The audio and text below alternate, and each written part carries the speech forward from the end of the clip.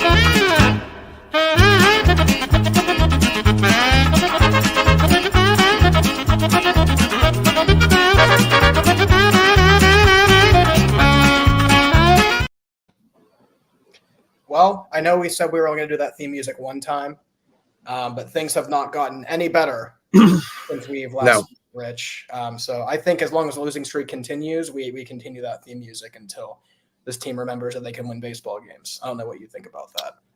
I mean, so we can play it again next Saturday. Cool. Works for me. Hopefully they win a game by then, but doubtful. We'll talk about that. Right? Doubtful. So welcome in, folks. This is Baseball with Babs. I'm Rich. I'm Taylor. T-Babs. Yeah, he is. Or X, if you want to call it X now, I think. No, it's Twitter till I die, man. Fair enough. Yeah. Well, hey, hopefully we have some viewers tonight. I know President Trump is doing a live interview with Elon Musk right now. Rich, I'm surprised you didn't get first row seats to that. Oh, God. I had no idea. Yeah, I just saw it on my way home, to be honest with you. So pretty good intro. I have the intro written down as more anger. Yes. And I think that's relatively fair. Yeah. Let me ask you, Rich, how you feeling about the team right now, just in general? I'll ask you first. Very sad, man. I mean, we'll get into the whole later, but just where do you start, man? Like, what do you say that we haven't already said? Really, like that. Like, let's start there. What can we say that we have not already said in the last 2 shows? I mean, I'll be honest. I'm in a pretty foul mood, and I want to apologize to our Lord and Savior Paul Skeens above my other shoulder. Watching down. That's my new thing. Is I have him when I'm working and stuff like that. He just watches, right? And what he's watching right now is I am so disgusted, and I'm so done with this that I have embraced disappointment, and I'm just done with it. So much to the fact that I wore a special jersey today. Really? Who do we have on? See if I can flip my chair around here. Just a nice reminder of failed trade deadlines. Oh, good God. I saw the ER and I thought it was Bednar. You better believe I hold on to this as long as possible. It's a gem, a hidden gem now. And I only wear it when I'm absolutely just pissed off and disgusted. And that's where I'm at right now. I mean, I myself do have an Archer jersey as well. Well, you save it for a good time, because this is a good time for me. Because you know me, I'm someone who likes to be right down the middle, fair analysis, fair commentary, things like that. But I don't have many fair things to say right now, because I'm just, fair is probably not the good word. Not many good things to say right now about the team. We can jump into it a little bit. Just kind of talk about, I know where we left off. We had our show Saturday, and we were talking Dodgers predictions for the rest of the series. Congratulations to you, Rich. You called them losing both games. Yes. Awesome. My prediction completely failed. My prediction was that they win the game that Skeens started and they lose Sunday. Yeah. And even with Paul Skeens on the mound, the Pirates have proven to never underestimate their ability to lose. Yeah. So, Gavin Lux owned Skeens that game. Overall, I think Skeens looked pretty good still. I mean, obviously, first time giving up 4 runs, but for the most part, didn't have too many complaints. Which just walk that back though. Say that again. First time giving up 4 runs. Is that he didn't give up 4 against Chicago, did he? I do not believe so. No. This was his worst outing he's ever had, and I'm like, this is an average outing for most pitchers. And even then, 8 strikeouts, 1 walk. I mean, I can't. again, I do want to talk about Skeens a little bit, but overall, like if the team could, you know, if the team showed up and hit, that's probably a more competitive game, right? I can't sit there and walk away and be like, oh, like the guy's going to have a start or two where he's not perfect, and that's totally fine. The thing I do want to talk about within that game, and it's definitely a topic right now online, and I'm curious to hear what your thoughts are on this, is right now, actually not right now, last start, Paul Skeens' fastball velo dropped. So I think his average on his fastball is about 98.5. So my question for you, which is still ridiculous, by the way. Right. Still very ridiculous, but not his norm, right? About 2 miles per hour down from his average when he first came up. My question for you is, are you concerned? Do you anticipate him being shut down in the near future? What are your thoughts on that? No, I'm not concerned, and absolutely they'll shut him down. If we won 3/4 of the games we just lost in the last week, they would not shut him down. Right. We have put ourselves in such a hole that, like, you basically have to go on a 10-game winning streak to get kind of back to where you were at, and you're still clawing and hanging on to a string. So there's no universe where they're not going to shut him down, and I'm okay with it. And Pirates Twitter is not going to be, but why use innings on him that mean nothing? Right. You're risking energy. Now, what happens? He can go out next year and get injured in the first game. Yes, that is absolutely true. But we'll worry about that if that happens. There's no reason to trot our horse out there when we don't even. There's nothing, dude. I can't words. God damn it. Well, I think that's a good way of describing the team. So, no words. God damn it. Right. I agree with you. I mean, number one, I'm not concerned. I mean, I just think it's to the point where we're getting into August, and he might be laboring a bit, which is expected. The guy throws over his first pro season. There could be this. You think about losing all the time. Like, you're on a 7 or 8 game streak now? 7. Okay, cool. So 8, you said. All right, got it.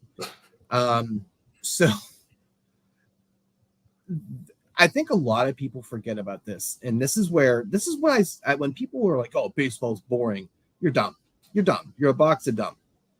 Here's why: there's so many little idiosyncrasies going on. So this may or may not be true, but is it out of the realm of possibility to believe that yes, his velocity was down, but do you think it's because he was trying to be more fine, because he knows he cannot make any mistakes, because we're just like scoring for you? We don't do that here. It just doesn't happen. So you try to be uber perfect, and ironically enough, that's when you start making mistakes. So This is the first game where his velocity was down, and then he gives up 4 runs. Is that correlated or connected? I don't know. It's a little bit too much of a coincidence. Right. I think that's a good point. I mean, going back to, a lot of how much run support has the guy gotten? Right. I mean, it hasn't been great at all. Not anymore. In the Cubs out first, his debut, that was great, but after that, they've done next to nothing in terms of run support for him. Or they do score a little bit and then blow the game at the end, the bullpen. Yeah. The usual act that's going on right now. Yes. With the back end of the bullpen. For me, I'm leaning towards he's getting into August. I actually, it might not be a bad point, right? Trying to locate more, like you mentioned. Dodgers are just absolutely absurd. I mean, that's what $1 billion does for you. I mean, fair. Again, I know they spent it on pitching as well, but like the payroll, you expect that team to hit. The lineup is just top to bottom ridiculous, and that's without Fox, who's coming back this week too, which is just absurd.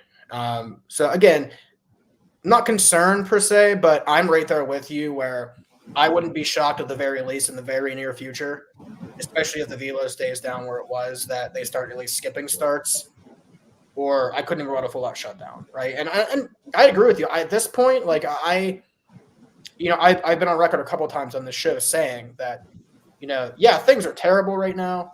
Bullpen's a big question mark. The lineup's obviously a big question mark. But the pitching they have rotation-wise going into next season, pitching like that, a rotation like that, you're always going to have a shot, especially if you're willing to contribute to the team and add to the team. Will they do that? I mean, we'll see. I mean, probably, it'll probably be the same, dumpster dive and stuff, but I'd like to see a trade or two. But you get the point. Like, I just think that as soon as next year, they could really still be competitive with the pitching they have coming up, combined with him and Jones. Why would you risk that? Right. I mean, the argument's going to be, well, he might win Rookie of the Year. You're going to screw him at a Rookie of the Year, right? Okay. First of all, with how Merrill's playing, I'm going to bring this up again. I would not be surprised at all if Merrill steals that from him, especially if he continues hitting like this in the clutch, gets them into the playoffs. Like, I'm not saying is Skeen still the heavy favorite? Absolutely. But I wouldn't be surprised if Merrill's starting to inch towards him, right? Number one. But number two, is the role that they get does he get an extra year of service if he wins Rookie of the Year? Is that what the new? I think that's what the new change was I think he gets the sounds about right. Yeah. Right. If he wins or is in a certain allotment. And I could be wrong. Dude, if I was Skeens at that point, I would feign an injury and be like, nope, ouch. Let me get the hell out of here as soon as possible. I'm all good. My thinking is you shut him down. You don't got to worry about that. Yeah. Right? But for me, it's just kind of strictly down to not making accusations, just strictly, I don't want to rest the arm at this point. I mean, if you're not going to, you dug a hole, you're nowhere near close to the playoffs now, barring a 10-game winning streak, which we know isn't happening with the current state of the bullpen and the inconsistencies of the lineup. I'd rather they play it safe. It's not a popular opinion, but if this continues, I would like to see by end of August, hey, pick it up next year. And it's an unfortunate thing to talk about, but like you mentioned, if they were in it still, no, this isn't even a conversation, but we're getting to that right. point. I'm probably going to set you up to make some sassy comments here, but I do one of the things that happened in that game, or I think that was our single run for that game, was your man, big power, Ke'Bryan Hayes hitting a home run. First time in it feels like a millennium that he's left the yard. Right. And then the next game or the game out, maybe it was Sunday, they were really, they really played up a graphic where since like July 27th, he's hitting 270 with a 712 OPS. So my question to you is, do you think that Ke'Bryan Hayes is turning the corner, my friend? Hopefully into an oncoming bus. Yeah, that would be great. Oh, my God. Fuck him and his dad. They're both terrible. You're awful. You're awful. A blind squirrel gets a nut. That's great. That's perfect. You're still late on every fastball, and you still roll over every changeup and or slider. You're terrible. I hate your face. Well, I appreciate your honest analysis. You're welcome, my friend. No, he has no redeeming qualities. He has the energy of Grandel. I can't even say his name anymore. I'm just so angry. Oh, don't even. We're not going down that road again right now. Okay. No way. I agree with you. I mean, not to that degree, right? To the point of a bus and whatnot. I mean, it's just you're really reaching when you're showing a graphic with a guy with a barely over 700 OPS. Yeah, since July 27th, after 5 o'clock and Eastern Standard Time on shut up, dude. The selective stats. Yeah, there's dandelions on the left field line. Okay, that's cool, I guess. Those aren't good stats, dude. They're just not good. I was sitting there and I was kind of pissed. I was like, "This is what we're throwing in the fans' faces right now." I know the team invested money into him. I get it. They like to pump out their propaganda from time to time. Yeah. But here's do I hope the guy turns it around? Absolutely. But he's going to hit a couple more doubles, a couple more home runs before I actually buy for a second that this guy is turning around, other than his occasional 2 weeks slap a single to right hot streak, right? Right.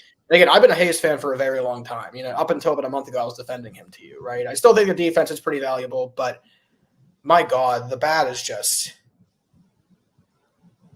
good first sign, but we're going to need to see at least a few weeks of that in a row. And then Grandy Man hit a few home runs too. And let's I think they actually have the same amount of home runs. I think Grandy has more. I think he has 3. Well, as you know, all it takes is a couple good at bats and Shelton keeps you in. Yeah. He bought himself at least another week and a half in the lineup. Absolutely. But yeah, I just want to kind of ask about Hayes. I wanted to revisit a little bit. I just don't see it yet, and that's where I'm at. Is I just do I want the guy to succeed? Sure, but I think the majority of the fans at this point are pretty disappointed in what they're seeing. Again, maybe it's a down season. Who knows? They're going to definitely give him a good chunk of next year too before they make a decision on him. I hope he succeeds, absolutely, but I'm not going to sit here and act like the guy's Barry Bonds because he hit one home run and he has no 700. I can never buy into the bad season idea. I think the bad season is an absolute cop out. You're telling me, and it's different. If it was like a football, you can't even count that. You can't even put that in there. It's a 162 game season. Right. You mean to tell me you're going to be bad the whole season? You know how hard that is? Like, I don't buy it unless you were devastatingly hurt, which you have proven you were not, because you can run to second when you get your one double every 3.5 months. You can bend and twist and do a flip and a Ozzie Smith backflip when you do your third base antics. Your back's not that hurt. Like, you're just not good. You're just not good at baseball. Simple as that.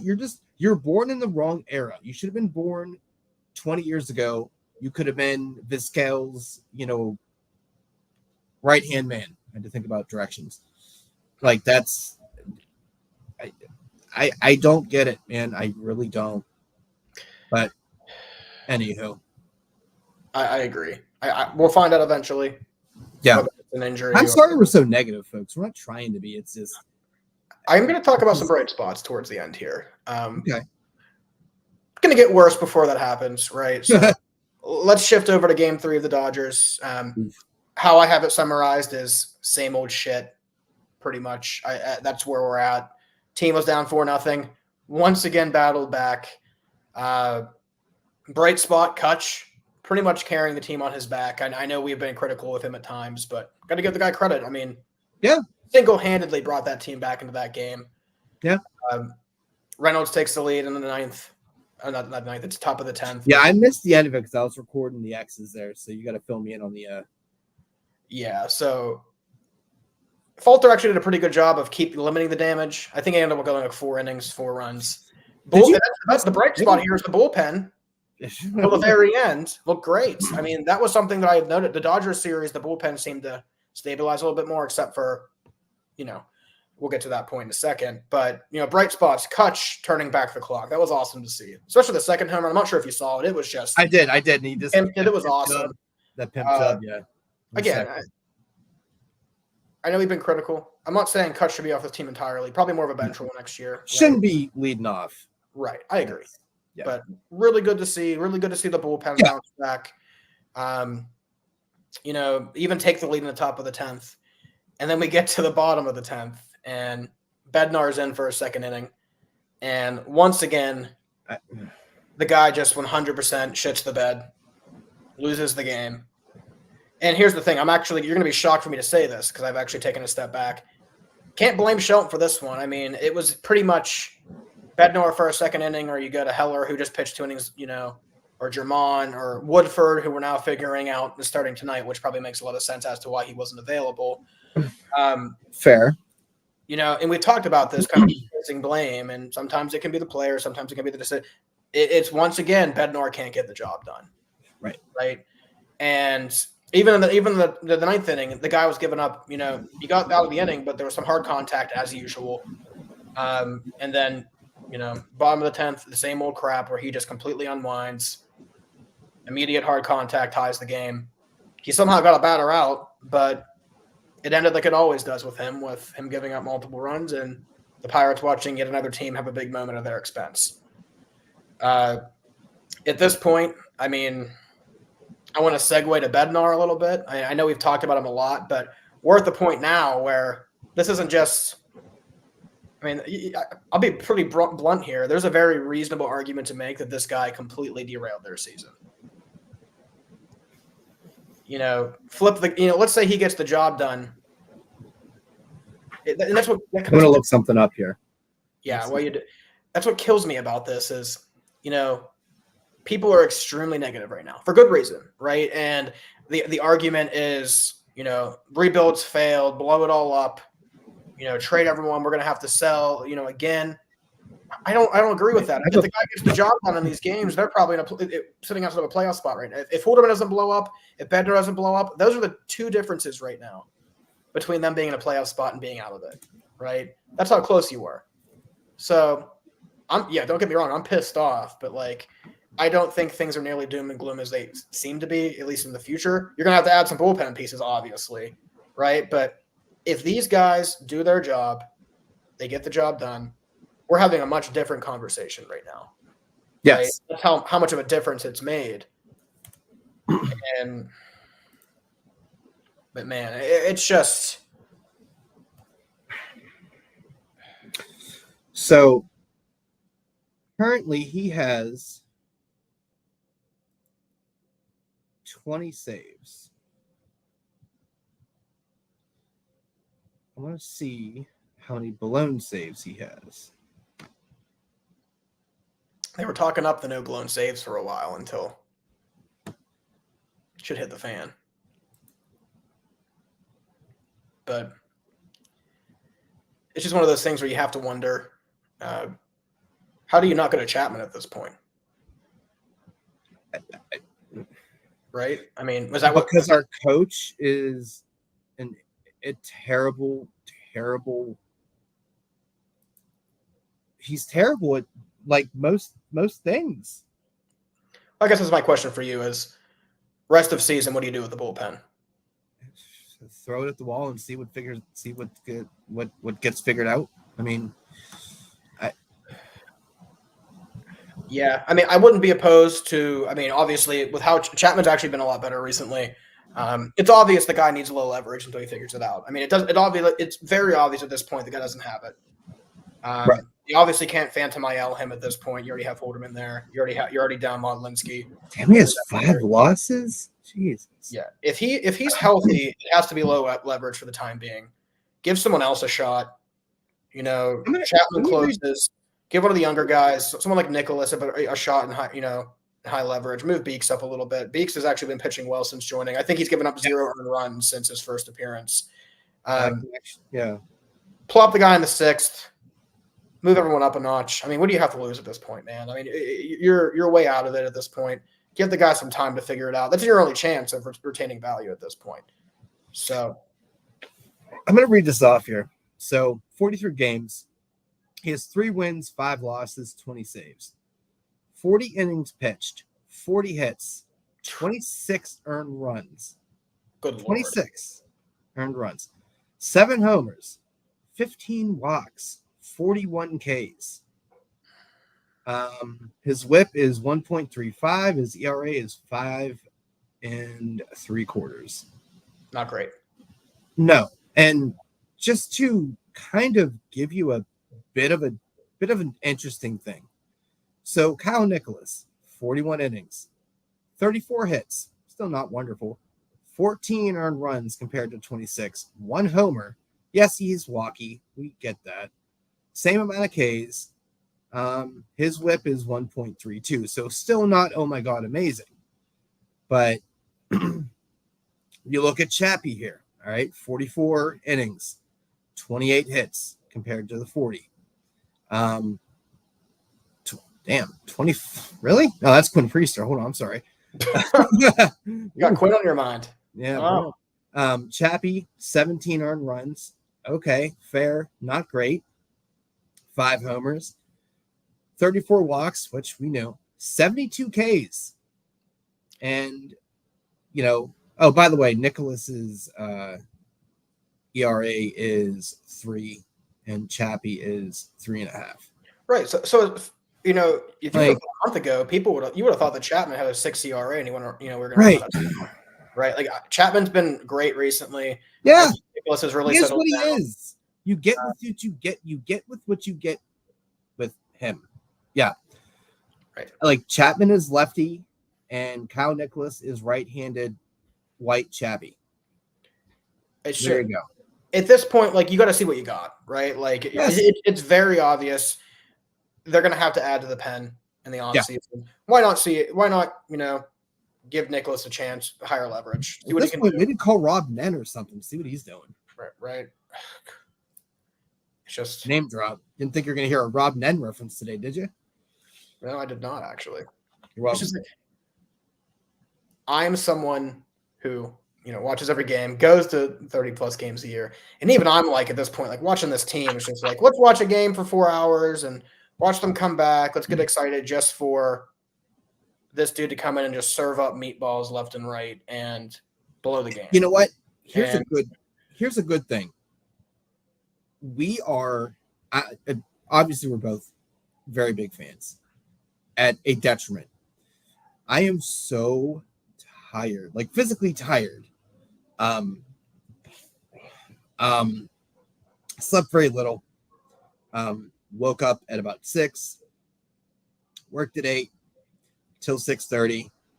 Had to run out after work, come home, quickly eat, figure out my life, and get on here. And then after here, I'm going to watch the game till fucking 12:30, right? And it's not just because we have a show now. I would have done that if we didn't have a show. Now, obviously, I want to come in here and sound educated. Swing and a miss there, like the Pirates. No. But don't hear what we're not saying. We're not just dive bombing the team. It's not what this is about. I think what differentiates us from other people is we're going to hit you in the mouth with, the oh my God, euphoric and oh my God, everything's on fire. Right. We don't have an agenda. I think that's kind of just really an important thing to put out there, that we're shooting from the heart and the hip here. Yeah, we have a format and we talk about kind of generally, well, we don't really talk about it, but we put out topics and we have time to think about it. But this is really how we feel. We don't discuss it until we get here. Right. Again, we talked about that. Like, I don't think either of us think this team is toast long term. Right. No. Again, I just said, like, if Iron City mascot and Holderman blow these games, you're sitting in a playoff spot right now, probably, right? Or pretty damn close to it. Yeah. So again, I get the frustration. I get the people being, furious. I get the people who are done for the year. I get that part, right? But I don't think we're to the point now where you can say blow it up, at least not until you get through next year. I mean, the pitching is going to be absurd. For the most part, everyone has been healthy, right? So give it a shot. I mean, the rest of the year is going to be brutal, in my opinion. I think we're going to see I think they're going to kind of continue the facade for a little bit that they're trying to compete, but I think you're going to see people shut down. I think you're going to see some younger guys up who can get a shot. And then next year is going to be the year, right? But it's going to come down to got a rotation. Is probably all of baseball is going to envy, right? Like if Chandler even gets a half of what people think he could be, you're looking at 4 just excellent pitchers. Then you can pretty much plug in any of the, in the 5th spot, so many guys. We talked about Oviedo last week, and Ortiz is still going to be alive at that time and all that, right? Like there's going to be there's so many Harrington, like there's going to be so many options next year. Number one, you have to think, are they going to trade from that? Number one, but still, the point is, this year might be toast. I'm furious. I'm going to pop off about blame here in a second, but at the end of the day, still a very good shot next year. And for the next couple of years, as long as you have this pitching depth and you have this talent here, it's all about as usual. Will Bob pony up? Will they actually do something worth value? We'll see. Do you want to hear something crazy? Of course. Okay. Who do you think the top 3 teams with the most blown saves are this year? White Sox are 1. Okay. Pirates are 2. Okay. 3. I feel like it's gonna be a teaser. It's gonna be a tricky one. Rockies. Dodgers. Really? Oh, because Phillips has been kind of bad. Yeah. So that makes sense. sense. The Sox have 28, and us and the Dodgers are tied at 22. The next is the Cubs. Another interesting thing, with 8 blown saves, tied for second or in second place, is Jalen Beeks. Interestingly enough, Bednar is not on the list, and the lowest is 6, so he at least has 5, I would think. Right. Wow, I did not see that coming. I mean, number one, kudos to Beeks for coming here and turning it around, right? Like, this Right. isn't a small sample size anymore. This guy is like, No, he is transparent. absolutely good. And and it was cool to hear Brault finally. I don't know if anyone else mentioned this, but it was cool to hear Brault bring up how he hides the ball. I'm like, yes, that's what I know you love the delivery. I love it. Yeah. I don't know why. It's just I'd be pissed if I had to try to hit that. I'm like, dude, like that's cheating. Stop it. Right. Yeah. But I don't know. Right. No, it's interesting. He has 8 blown saves. It really Yeah. is. I did not know that. Because how he's pitched here does not. You wouldn't think that, right? Right. Good thing for us. Yeah. Yeah. I want to shift gears a little bit. Okay. Because this is a topic that is people are very, again, kind of that, one side or the other. People are very, you see a lot of arguing about this every day, every single day, for a couple hours. The team up until August was in it to the point where the team decided they thought they had enough to go and add, right? And we saw what happened. And the word blame has been used quite a bit. So my question to you is, who's to blame here? Everybody. Everyone. Yeah. Shelty isn't hitting the ball, but Shelty is putting the team out there that's trying to hit the ball. And it's not really not even that big of a deal right now because they're actually hitting the ball for the most part. It's his bullpen management. Or lack thereof, or whatever you want to do, staying staunch in the idea of, well, Bednar, he is the closer, and okay, but if he's not effective, don't do it. Like, you don't have to do that. Right. The only reason Holderman isn't pitching right now is because he's hurt. He'd still be getting trotted out there. Right. I think a lot of it, it's staying. You know what? It's staying in the fire too long. That's really what it is. He stays in that conversation until it gets awkward, and he doesn't know how to walk away. That's how he treats the players. Like how long was Kutch? Because Kutch did good for like a week in the leadoff spot, and then he was leadoff for the next like 3 months.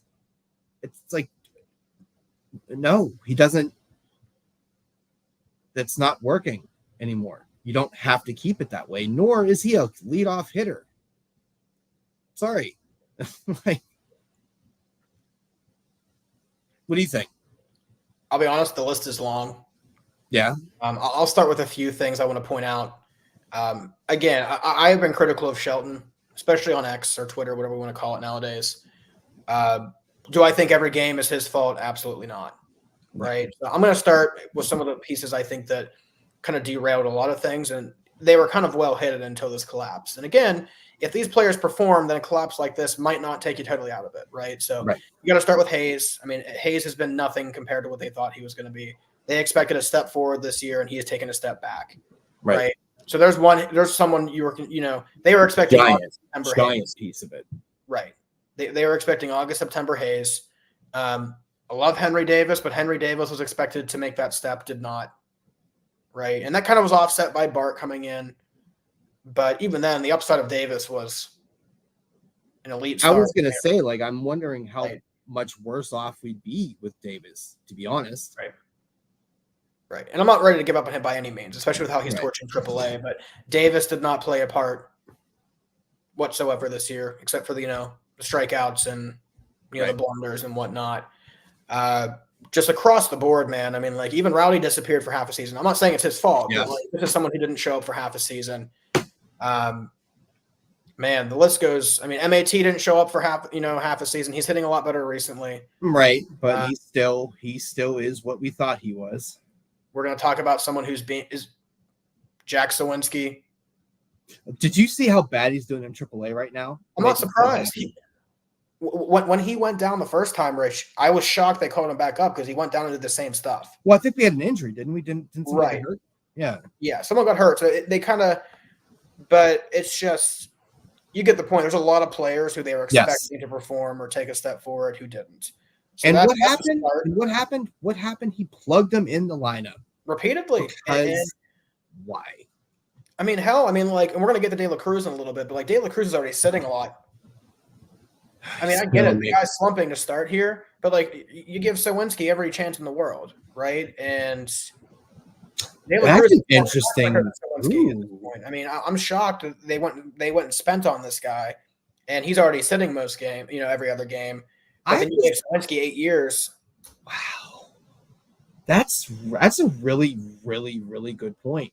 Because it kind of went across my head. I was taking a nap for lunch because that's what I do now, and it's just knowing that I have a show to do. I just will think, and the thought of why does he keep sitting past my head, and that is God. That's a hold on. Yeah, you earned that. You earned that, sir. That's a great point, dude. Seriously, my God, that's a good point.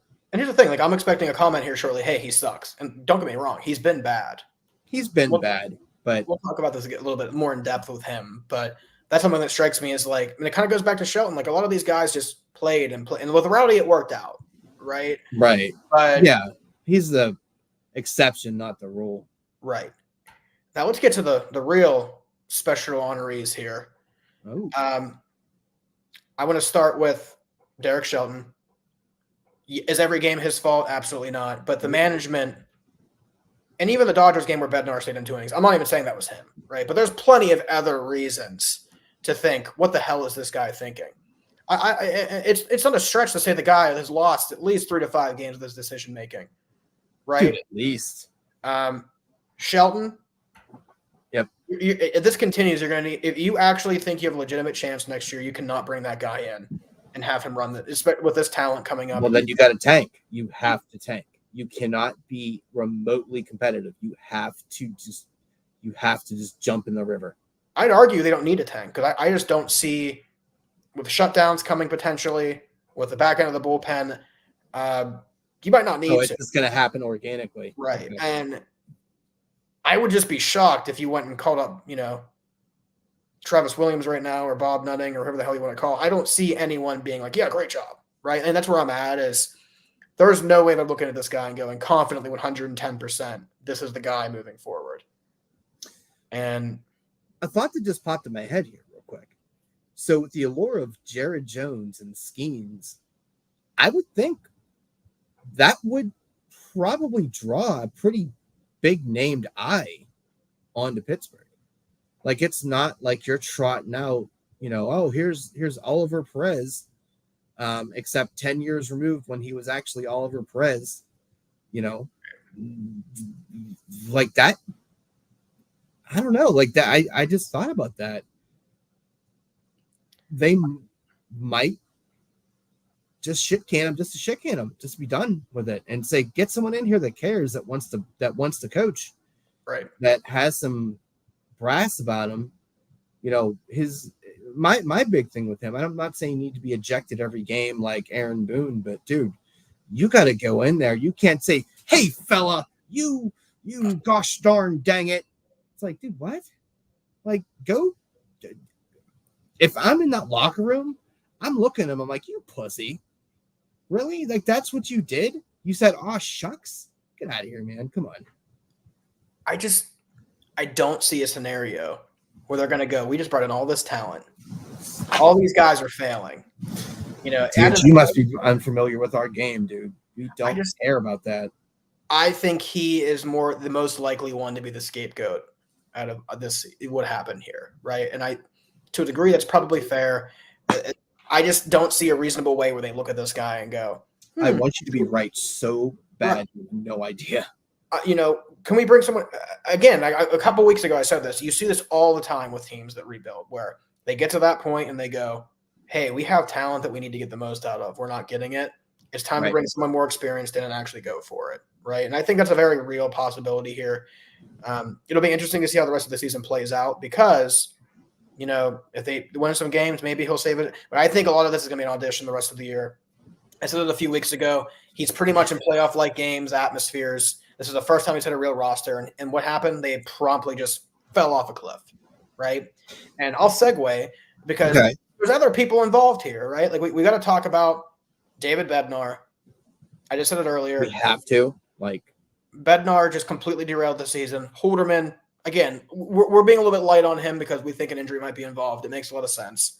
Yeah, I think he could. I personally say he gets a pass. Right. I think he gets a pass because we've already been over the Holderman thing. If you don't know what we're talking about, check out our back catalog. We got some content on Holy over there. But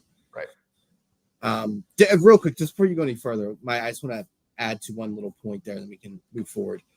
So, yeah, you're right. You've seen teams go out and say, yeah, we constructed a roster.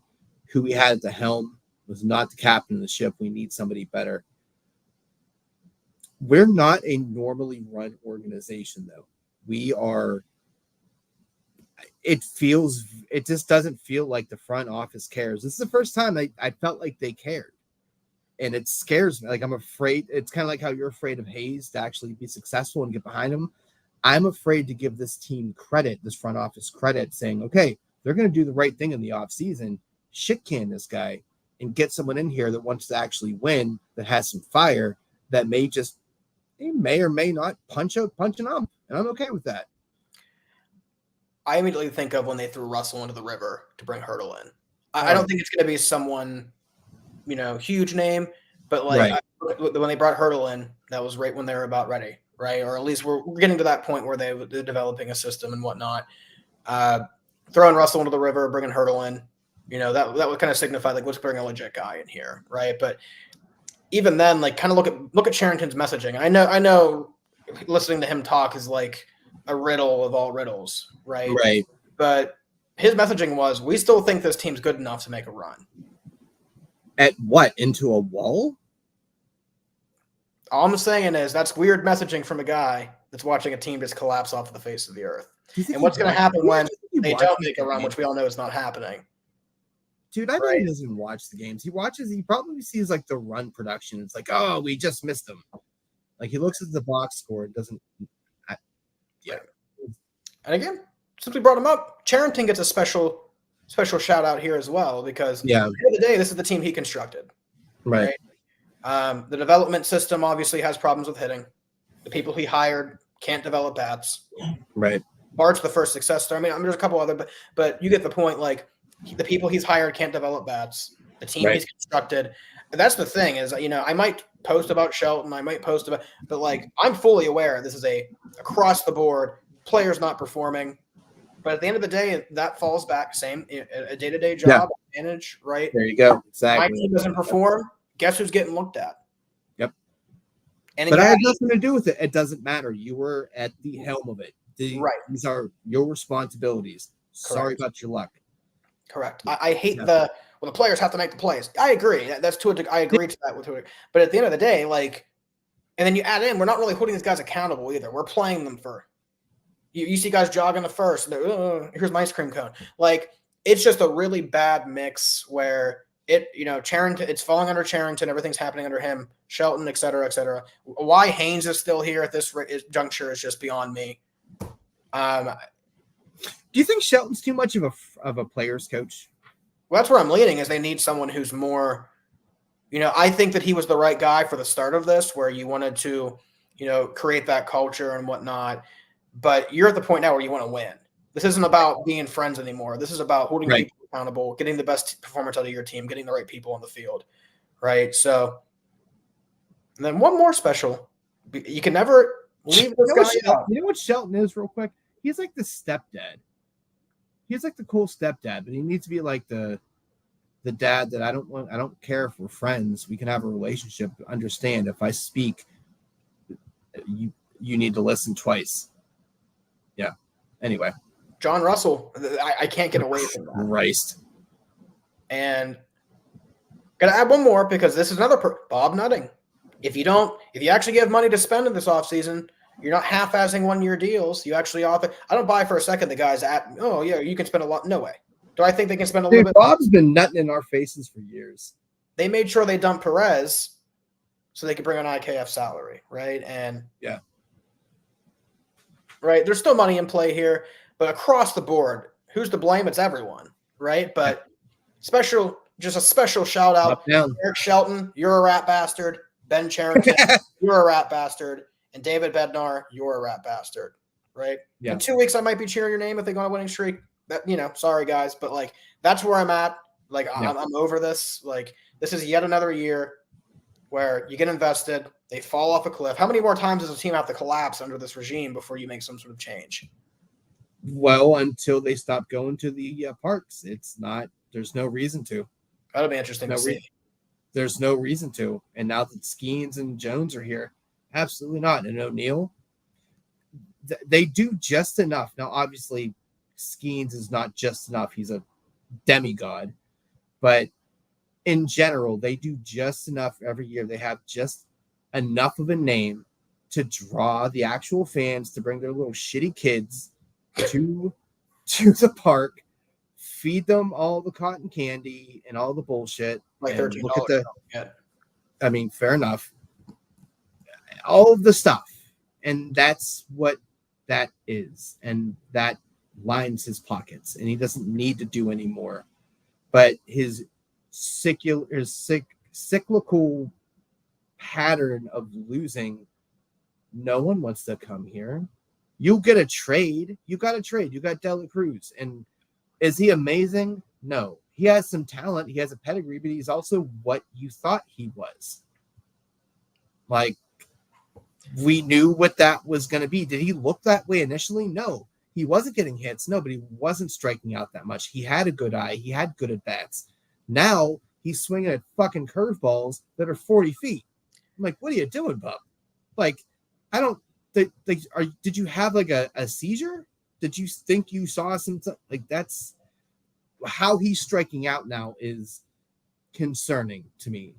And it feels very much like everything is falling apart, because it is. It is. And I know that's a very pirate thing to say, but from where we were a month ago to where we're at now, it feels like such a drastic drop in effort, in performance, in statistical stuff, in situational awareness and base running. Everything under the sun has completely folded. And it's just like, you were running towards something. Now you're just, I don't know what this is. I don't know. I'm glad you brought up Dela Cruz, because I actually wanted to kind of talk about revisiting trade acquisitions now. That's been a big topic. I agree with you on Dela Cruz, and actually, I can't get away from this, and it's not going to be popular. You're getting what you paid for. Yeah. You know, when he first came here, that's the first thing I said is this guy going to break the world? No. Is he going to frustrate with his swing and miss and his slumps? Yep. Yes. But at the end of the day, he's going to. I guess what I'm urging people is, I agree with your dog. That's what I've been saying about the Pirates. Dude, right? That's right, puppy. You pretty like. Can we give the guy more than 35 at bats before we label him a AAA player? And like, I get it. I get that people are frustrated. I get that this is terrible. I get that they didn't go and add Jazz or Robert. But what did I say though in the beginning? He's trying to make an impact, and when you get out of your rhythm of just playing your game, like that's exactly that's what Pedro Alvarez's problem was. He tried to play beyond himself. And it's like, dude, you're fat and you have big upper body and you got ass for days, right? Just swing the stick and do your thing. He's like, I swing stick more? No, you swing stick regular. Yeah, okay.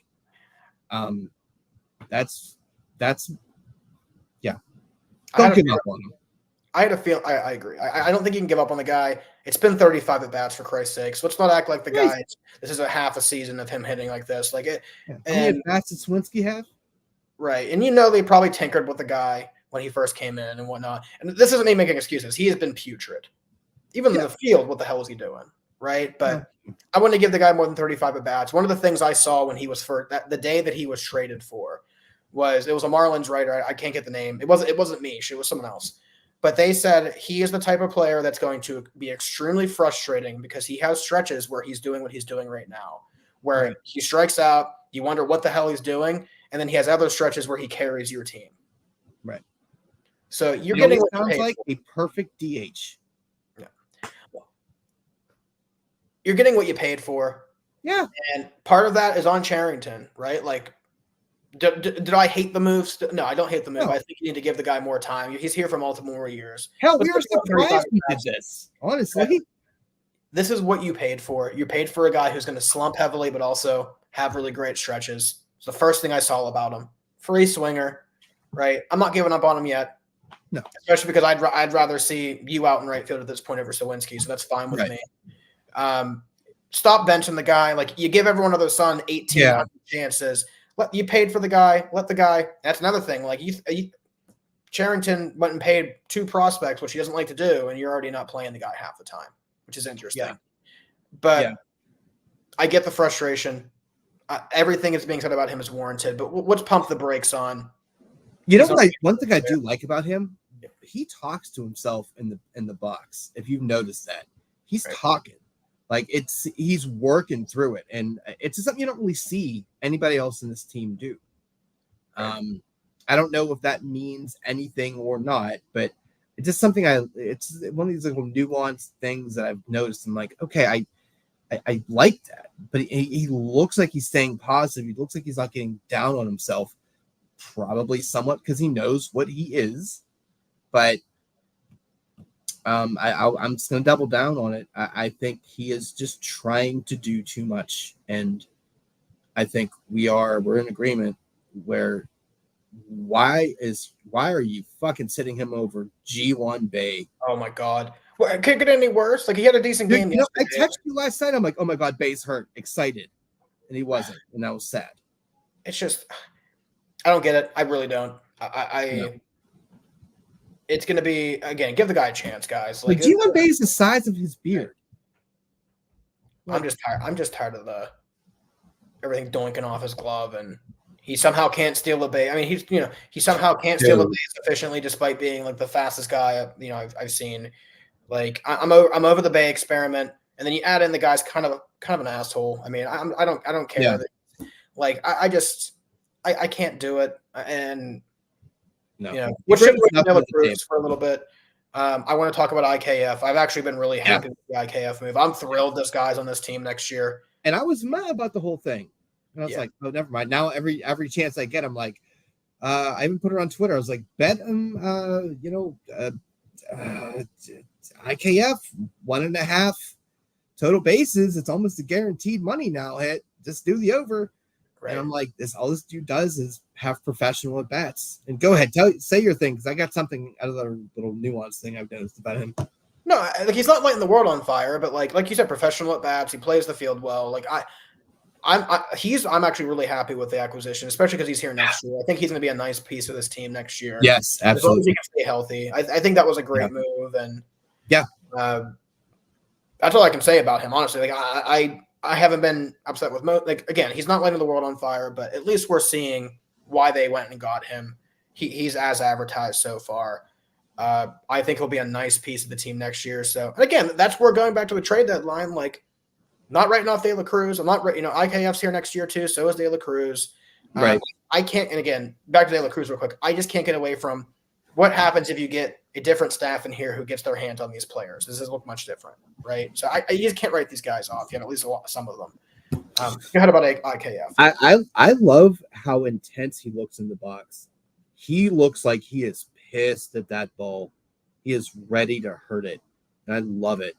I don't know if you've noticed that, but he just has this bulldog look in him.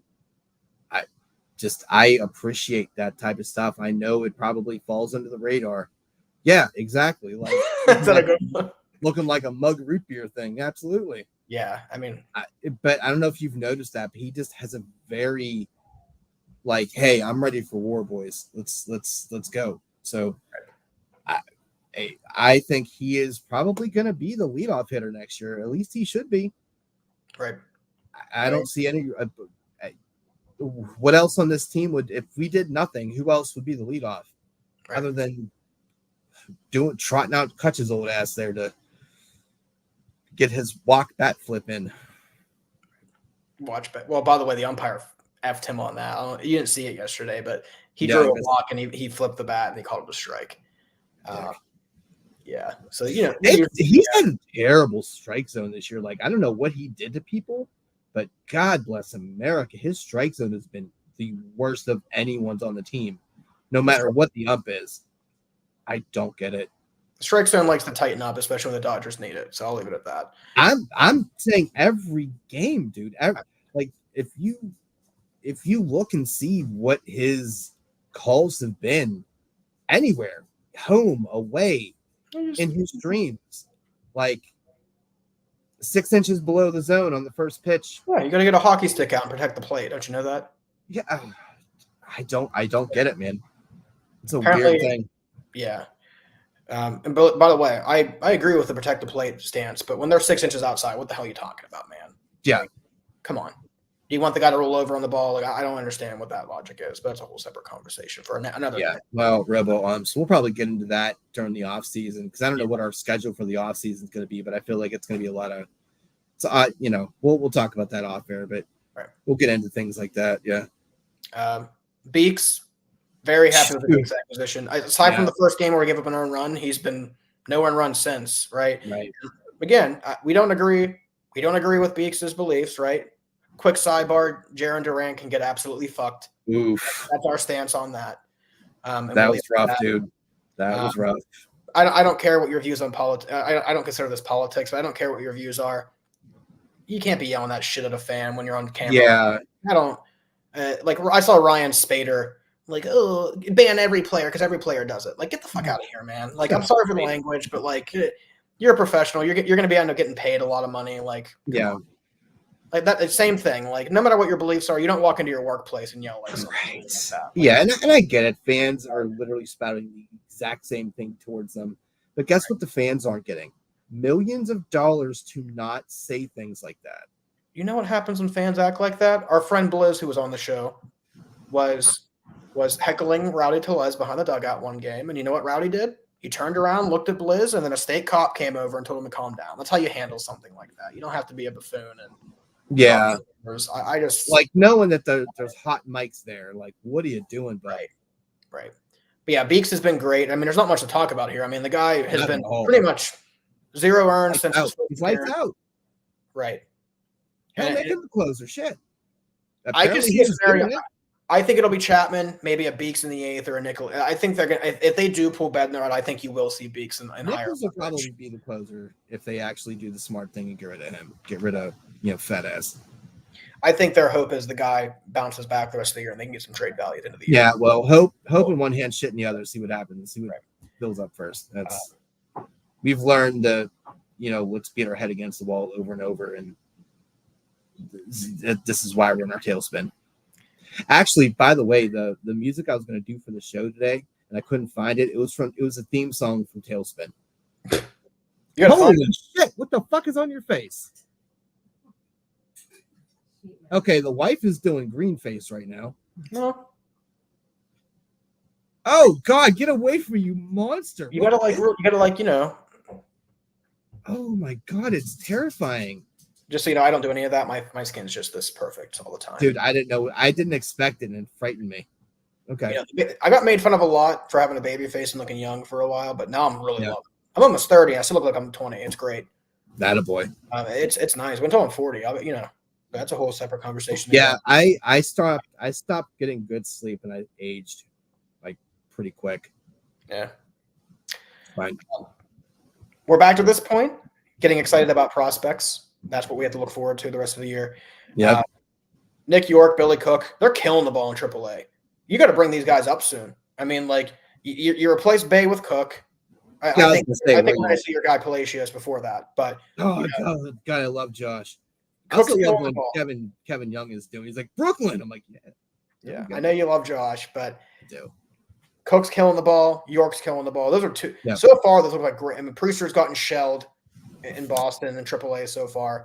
Funny who called that one. 2 starts, small sample size, right? Small sample size for these guys, but the early returns are both these guys are killing the ball in AAA. Yeah. I would love to see both of them up for the end of the year. That might be something to get eyes back on them. You got to see if these guys could be pieces next year. My guess is September call-ups, and we're going to see, right? But really happy with both so far. I mean, it's August 12th, so I mean, let's be honest. If we lose any more than 5 games the rest of this month, you gotta sell everything off. You gotta submit, because you might as well just see what you got next year, and which is a scary thing to think of, because I'm always I'm very gun shy. I'm very hurt because I know that we're gonna try to promote from within, and I don't want that. I don't want us to promote from within. Well, I'd like to see like a cup of tea so they can make the decision early, right? Yeah. So bring up the Cook, bring up the York, bring up Hank come September. See what you got with those guys, right? I mean, I'm not opposed to keeping Hank down. Yeah, sure. Okay. But happy.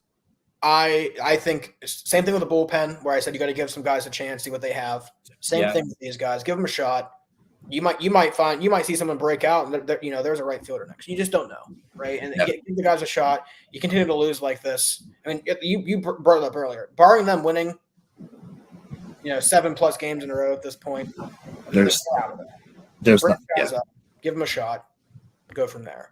Right? Yeah, and I know the general consensus will say that's a bad move and a terrible, but you have to see the forest for the trees, because maybe I'm just been burned too many times and I'm jaded, where I'm worried about what we'll actually do. But signs point towards, okay, they may actually make some progress. They may actually do something different in the off season. I mean, there is something to build around now. It's not just the ghost of Kutch. Right. Like, I'm not a big fan of the whole they don't have anything to deal from either. The pitching depth is just, come on. Like, you could theoretically trade a Harrington and a couple other pieces and get a legitimate bat, right? Like, Harrington's almost major league ready, has dominated the minors. Like, I'm not saying let's go ahead and do specifically him, right? But like, they have enough capital at a bat. You trade for one bat, you sign another. This is a pipe dream here.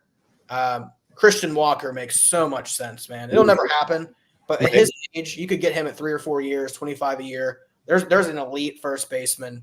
You're not tied down for more than a few years. They'll never do it, right? But that's the kind of move that, like, it makes sense.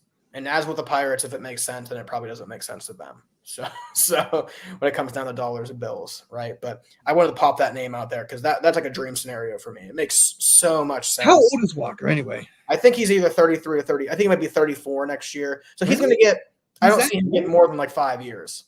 Unless maybe the Dodgers will tell them 12 years and defer 3/4 of it like they always do. Somehow that's cool. So, but that's a name that pops up immediately. It's a pipe dream. But I would say 33 right now.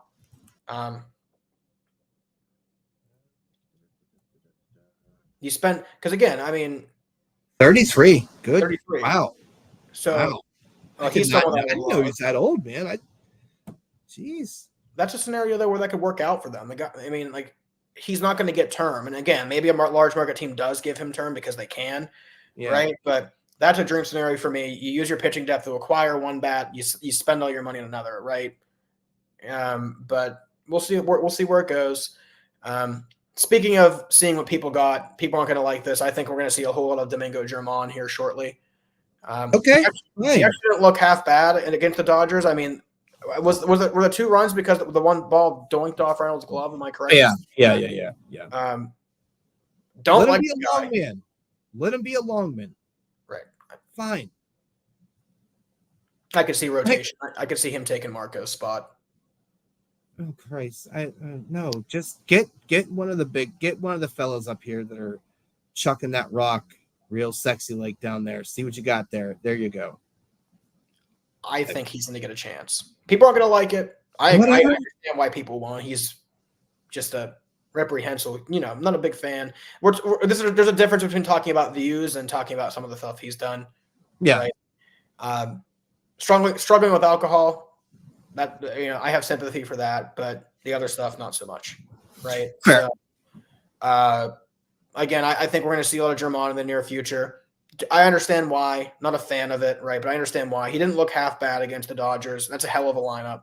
And then you add in, they're going to want to see what they have in the guy. We're getting to that point. I tweeted it, right? Zeeted it, whatever the hell they call it now. They're going to throw shit at the wall and see what sticks the rest of the year if this continues. Right. He's going to be part of that. So buckle up, Bucko fans. I mean, but you got him for a reason. It's the same thing with like Jake Lamb. Why is he just dying in AAA for no reason? I think that's someone they just don't see. I thought we signed him to bolster the Indians. Like, what are you doing? Maybe a September call up, but my guess is he comes up only if someone gets hurt. That's.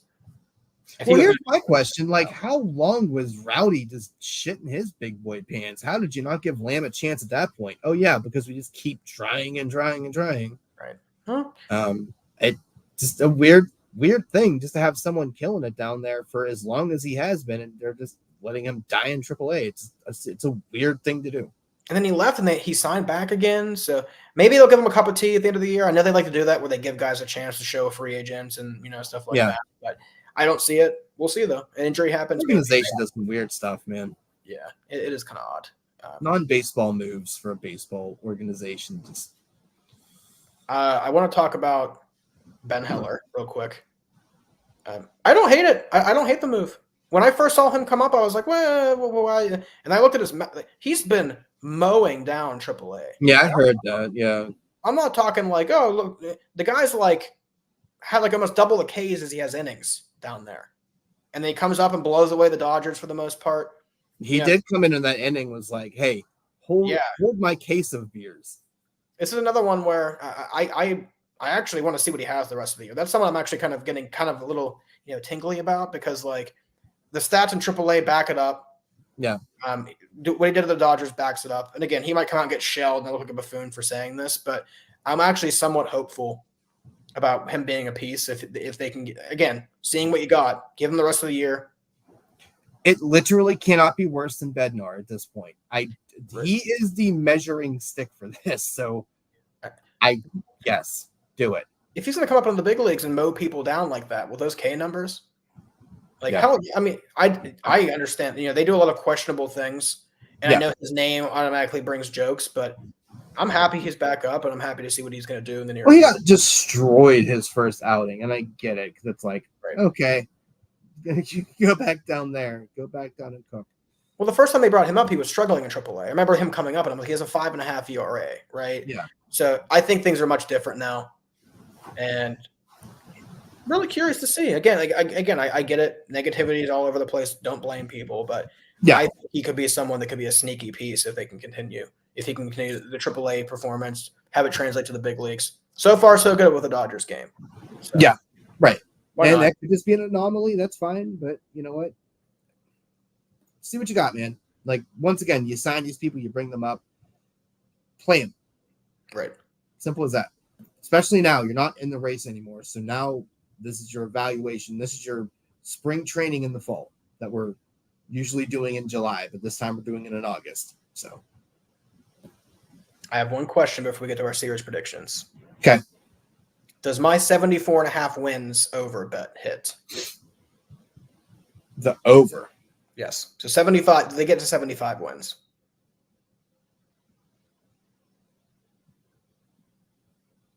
No.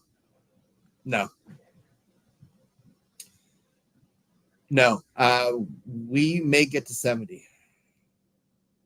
I agree. I'm thinking 72 and 90. And them going backwards. I have it on here. What's your predictions about Shelton? Blah, blah, blah. I think Shelton goes. That's what my prediction is. They go 72 and 90. I think that once they get through this rough patch of the schedule, they'll win a little bit. There'll be questions about are they turning the corner. But I think 72 and 90, you see some change in the offseason. That's my official prediction right now. I'd love for them to come out and sweep the Dodgers and change that, but not the Dodgers, sweep the Padres, pardon me, guys. It's all right. All SoCal dictates the same. We've learned that over the last week. It's fine. You can mix them up. I mean, that's our favorite meal. Our favorite meal right now is SoCal sausage. Yeah, pretty much. Taking it. Right. Just taking it. Num, num, num, num, num. And just really inconvenient times, too. Like I said. Well, it's never really great to get bent over, but yeah, fair enough. Right. Yeah. But yeah, 72-90 is my prediction. I'm going to lose a bet narrowly once again. Yeah. But that's where we're at right now. Speaking of the I was just gonna say, I the last thing I want us to start doing is winning, because I want Sheldon out. If that's going to be the catalyst to get him out, yeah, I mean, try to be competitive, but I don't want to win games. I want to lose so he goes. Because if we come out and we somehow squeak into a wild card game, somehow, dude, he's staying. We know he's going to stay. Right. They're not sinking into a wild. I'm just saying. I'm leading. I have been kind of talking about this. I wouldn't be shocked if it happens before end of year if this continues. Oh my God! Please don't tease me with that. Well, angles. Let's segue right to the ending here, right? Yeah. Talking about the Padres, and I'll kind of give you a reasoning behind that.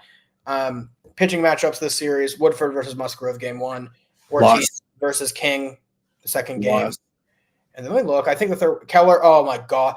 Game 3 is Mitch Keller versus Martin Perez, and you know damn well Martin Perez is going 7 scoreless and just rubbing in the salt in the wound that is the last 2 weeks of baseball. I think we'll win that one. I think Mitch. I think we'll win that one.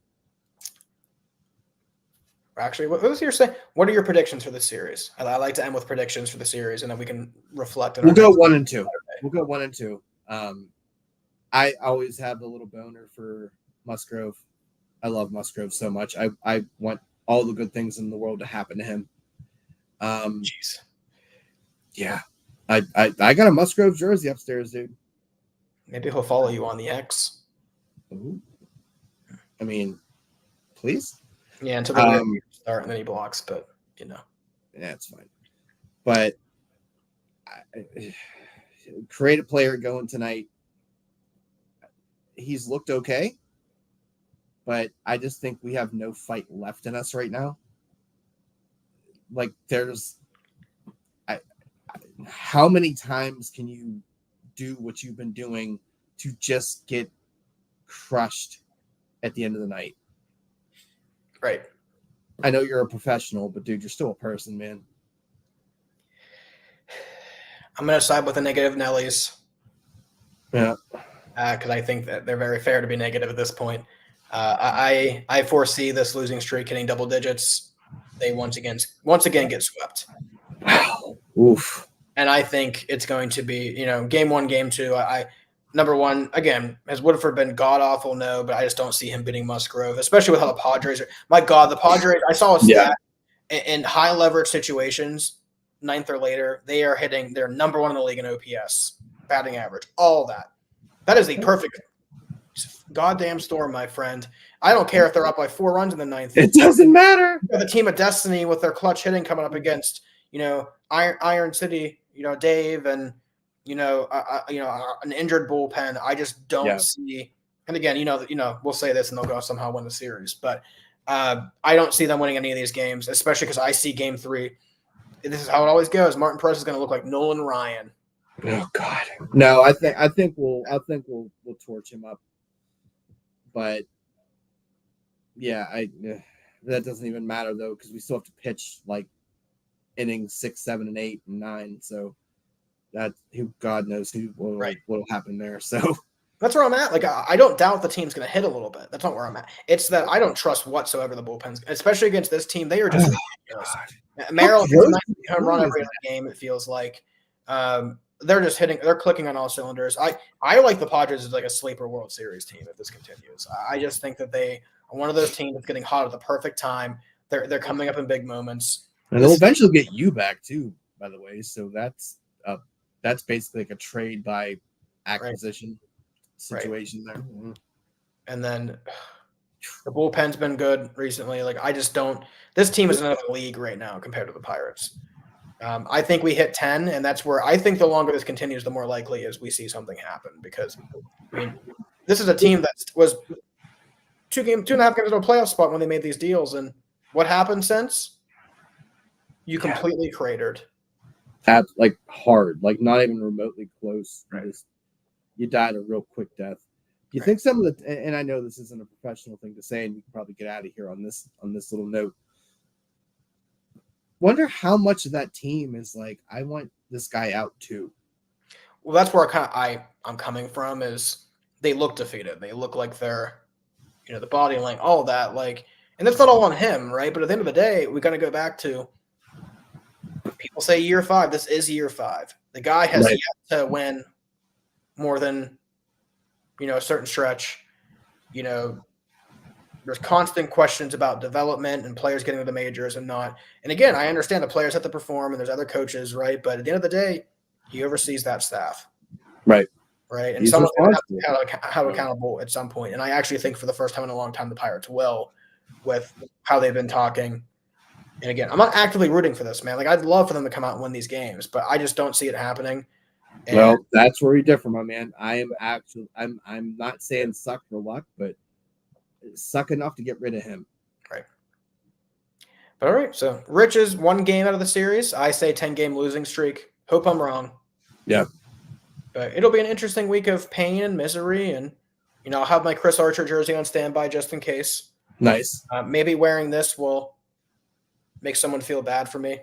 And then, they'll luck into a win, or maybe, maybe not blow a win, actually, is more really a realistic phrase. But yeah. Blow a lead, yeah. But yeah, good show, man. I thought this was going to be filled with a lot more anger. We actually came across very rational. I liked it. I did call them all rat bastards, so I guess you did. It was so good. It made me guffaw. I mean, just like, we lose a client at work, I'm furious, right? And they're just like, I showered off, and we still think we have a chance, and no one's buying that. No. Right? I mean, we have eyes. We see this team, and it's going to be really interesting the rest of the year because you're going to see guys get chances. I could see people being held accountable.